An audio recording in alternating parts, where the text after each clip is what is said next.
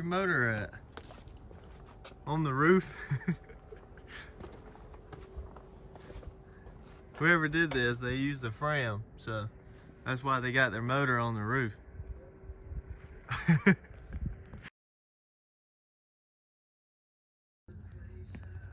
Alright, just dropped the trans filter on the van.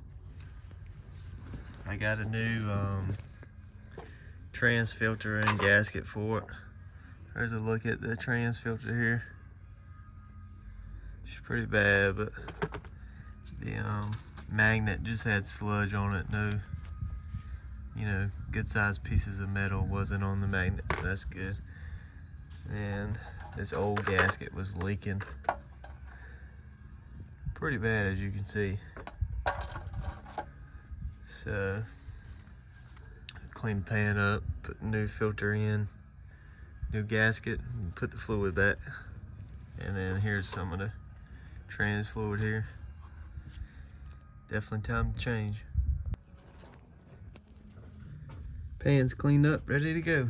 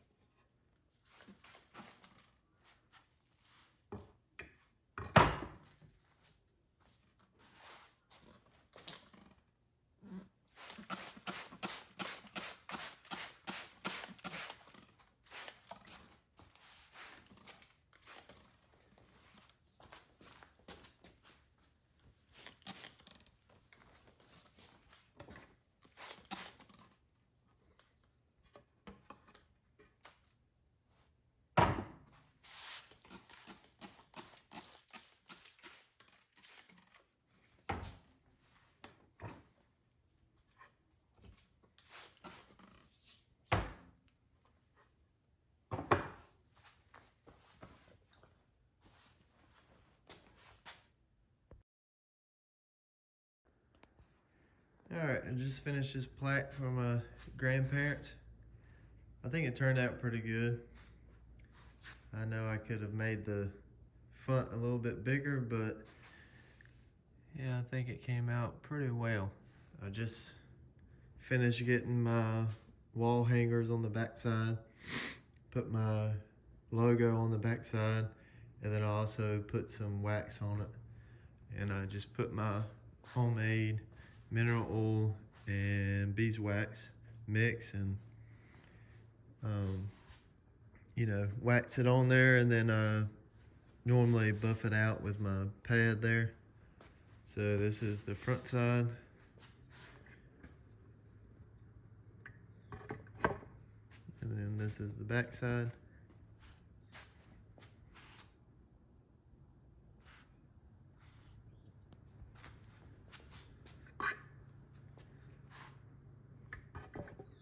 The only thing about engraving walnut is that the engrave is, you know, burnt, so it's black. And when you mix that with a dark brown piece of walnut, it's kind of hard to see the engravement. So, but I think it turned out well. It's a good centerpiece of conversation. So, and then the bottom here it says the walnut from Pamlico. So when people see this and they come up to it, they will ask, what's the story on this? And like I had said in a prior video, this is a walnut tree that was at my grandparents' beach house 40 some years ago.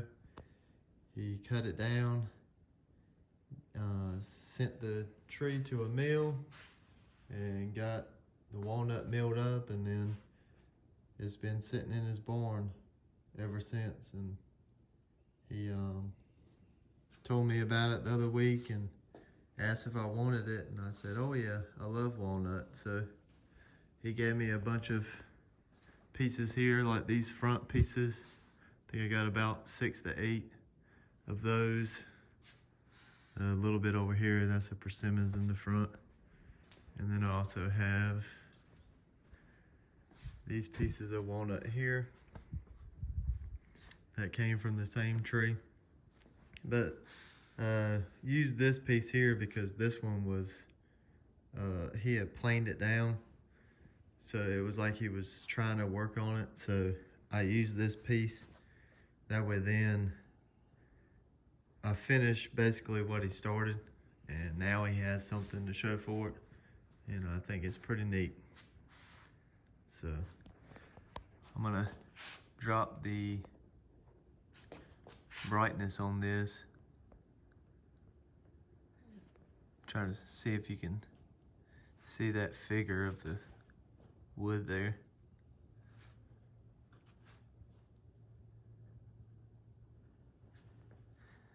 This is a very beautiful piece of walnut right here.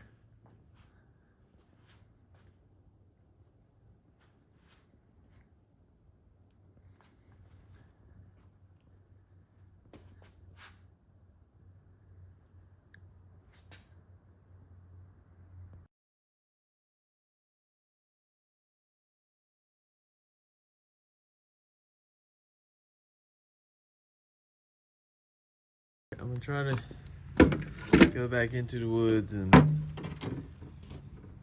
kind of examine the tree, the red oak that I cut down, and then look at that persimmons. So I got I always forget the name of this saw. Holtz-Varma saw in the golf cart, or what we call mater. And I'm gonna bring the pressure washer and dump it off at the spot. And then I also sharpened the Milwaukee 16-inch chain last night. And then I brought some gas because I'm running kind of low from the other day. And we'll see what we got. Oh yeah, I need to get my chainsaw bag too. Here's a little info on my chainsaw bag. Found this little hatchet out of my great grandpa's stuff. And it says on the blade, I don't know if you can read it, plum, I think that's what it says. I don't know, I haven't looked that up, like to see if it's a name brand or what, but I like it a lot, especially when I'm in the woods. It comes in handy. Kind of wish I had a hatchet belt for it, but I just took the grinder and basically sharpened one side as one bevel. And yeah, she does pretty good. But I've got a file, 2 files, one for the blade and then the other one for, I forgot what it's called. It's like the guides or whatever it is. And then also broke in my wedges because I accidentally chipped the tip right there. So that's cool. But yeah, I got these off of Amazon. Made in USA. Forgot the name brand, but just look for the one in USA because they don't make a whole lot of stuff in USA anymore. But I did drag 30 foot of the red oak out the same day that I cut it down, and I did order a 48-inch Alaskan chainsaw mill. It's basically just like the aluminum guides, and you just fit the chainsaw inside of it. I do have to find I want like a 12-foot aluminum ladder that I can basically screw on top and level it out and then run the chainsaw through it. And I've watched a lot of videos. I'm gonna keep the ladder on every cut. That way then you don't have to keep the chainsaw blade straight when you first start cutting into the tree. You just lay the Alaskan mill on top of the ladder and then just go through it. But I've got this red oak that was beside this tree, and as you can see, the fungus was so bad on this one that it just ate up all the sapwood on it. The heartwood is okay, but it just destroyed the tree basically, and it's not really useful. I did cut some cookies out of it, and I was gonna put it on the router plane or the router sled and kind of flatten it out, but I truly did not think it was worth it. Like, all this is pretty bad. I mean,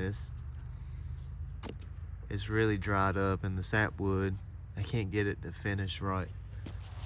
So this tree might just get cut up and then put into the fire pit. But luckily, this red oak that was beside it is not the same. I think I got to this one before the fungus and bugs and everything else could completely rotten this tree. So, and she's fairly straight. Like, if I wanted to, I could get some really good lumber out of this. It's not a big tree. It's probably maybe 18 to 20 inches, you know, from left to right. But this is the base. This is where I cut the hinge out and fell the tree. And as you can see, this heartwood right here on that hinge part, it did not, I didn't have to run the chainsaw all the way through it. It was so weak in the heartwood of it that it just fell over. Plus this tree was leaning really bad too. But other than that, about 40 foot, 50 foot of the tree, I mean, she's straight. So, and then I'll show the video of basically the felling spot. And I guess we'll take Sedona with us. What do you think? I'm waiting for this tree right here to bloom because I've got black walnuts on the ground here. Uh-oh, there's that woodpecker. Where'd he go? There he is. Saw him the other day. There he goes. He's a beautiful woodpecker. I don't know where he's living at. But at first I thought it was a quail because it was on the ground, and it was, you know, it scared the crap out of me the other day when I found him. But no, he's a woodpecker. He's got a nice long beak on him. But anyways, I find black walnuts around this tree. And if you have an app that tells you what different trees are, you can't fully trust it because the app will tell you that this is a white ash and the bark looks very similar, but we're getting black walnuts from somewhere. So this is a black walnut, and this is a black walnut. So I won't truly be able to tell until this tree blooms. And it looks to be like this is my only walnut tree that I have here. So I would love to take some of the buds or flowers and try to plant, you know, some more walnuts, but because they don't really grow here in eastern North Carolina. They do western, you know, naturally, but eastern they're not naturally grown. But I could be totally wrong. But walnut is not blooming yet, so this is why I'm thinking it's a walnut. I've got a buddy that's got a black walnut down the road, and keeping tabs with him to see when his tree blooms. He says it always blooms, out of all the trees, it blooms the last. I don't think I showed you all this, but I had this white oak that was dead and fell on this fairly young red maple. And I did take a limb when I pulled it, but that's all I did to the red maple. So she should be good, which it looks like I took that limb there too, but other than that, it was fitted right up there in that crotch, and you can still see the very tip of that white oak still stuck up there. So I don't know if I can take a 12 gauge and blow that out, because it don't need to be in there, because this tree still's got, you know, a lot to grow. But anyway, this white oak's completely dead. all I did was I chainsawed it there, and I took my tractor and I pulled the base out and then just dropped the tree here. So this needs to be cut up and moved to the fire pit. All right, here's my felling spot. So this is the red oak that I took down, and I sent it right there, and it took the persimmons out, but as you can see, the whole of the tree is gone. So I don't know if I'm gonna do it today, but I think I'm gonna cut this down, and then I'm gonna try to clean up all this stuff, because I took down a whole lot of holly, and the holly is just everywhere, so I need to cut that up also. But yeah, I've gotten 30 foot of the tree, so from here to there, and then I got it drug out.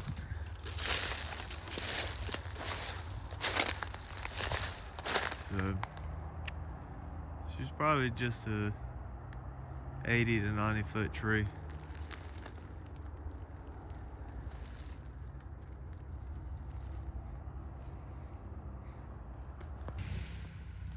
Here's your killer. Just cut into this persimmons here. And we've got ants coming out. But I cut about 10 feet up, and she looks great. Just the only part that I could actually use the lumber is from here and then to there, but the whole of the tree is the heartwood's gone, so I can't really use it. The only thing I can is just whatever is in there, and it depends on how far up this goes.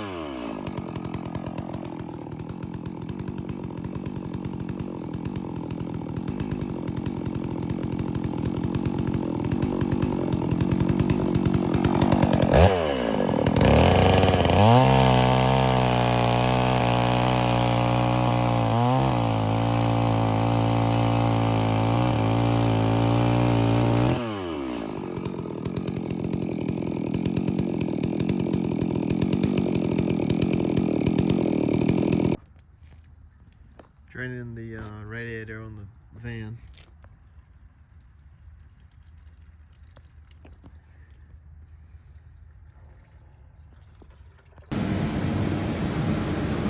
Alright,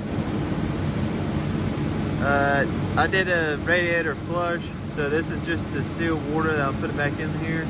I'm going to have to cycle this through the system probably for 3 days, and then I'm going to come back with the Dexmer or Dexcool coolant for GM, and then I will hopefully be through with this radiator. And once this, stops bubbling up or burping up, then you're good to go. But if it just constantly keeps burping, then that tells you right there you got a head gasket problem. Oh, as soon as I say that. But I think we're good though, because this van has rear heat, So there is going to be a whole lot of air in this system.